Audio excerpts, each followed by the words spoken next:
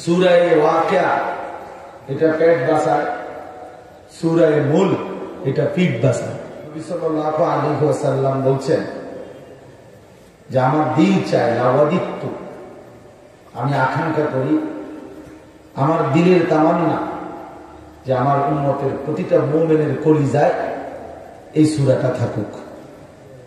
মানে সূরা মুলক আমার উম্মতের প্রতিটা ঈমানদার পড়ুক, জানুক, শিখুক, এটা আমার দিলের সালামের আন্তরিক আকাঙ্ক্ষা ছিল যে উম্মতের প্রত্যেকটা সদস্য যেন সূরা মুলক নিয়মিত পড়ে, তেলাওয়াত করে, শিখে, মুখস্থ করে।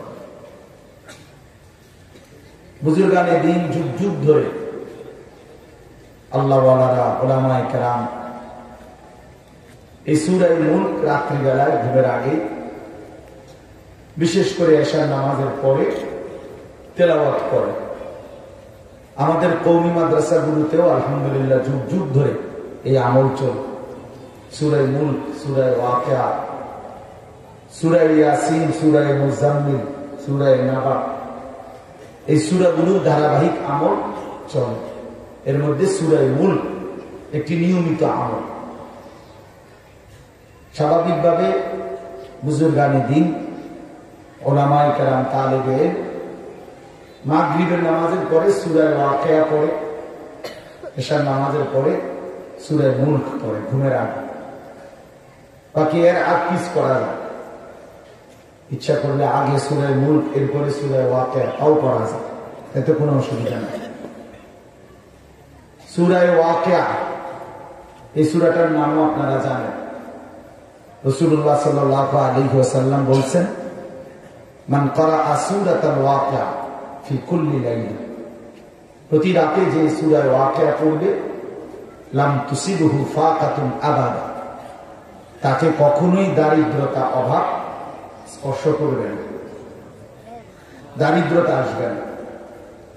তাহলে সূরা ওয়াকিয়া দারিদ্রতা দূর করার ক্ষেত্রে, অভাব দূর করার ক্ষেত্রে একটি কার্যকর আমল।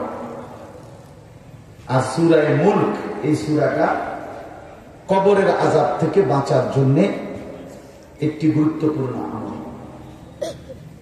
আমার খুলনার হযরত, বাংলাদেশের একজন অন্যতম বুজুর্গ, পাকিস্তান করাচির হযরত কুতুবে আলম আরিফ বিল্লাহ হযরত মাওলানা শাহ হাকিম মোহাম্মদ আখতার রাহমাতুল্লাহি আলাইহির একজন অন্যতম খলিফা, খুলনার আরিফ বিল্লাহ হযরত মাওলানা মুফতি নুরুল আমিন সাহেব হযরত বলেন যে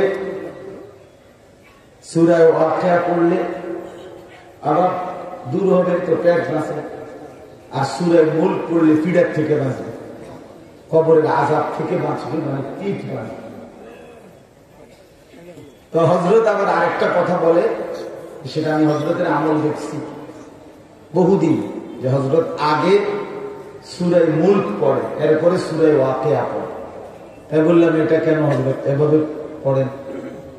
তো উনি বলেন যে আগে পিঠ বাঁচাও, তারপরে পেট বাঁচাও, আগে পিঠের থেকে বাঁচো, তারপরে খাইতে পারলে যা খাইলা খাই।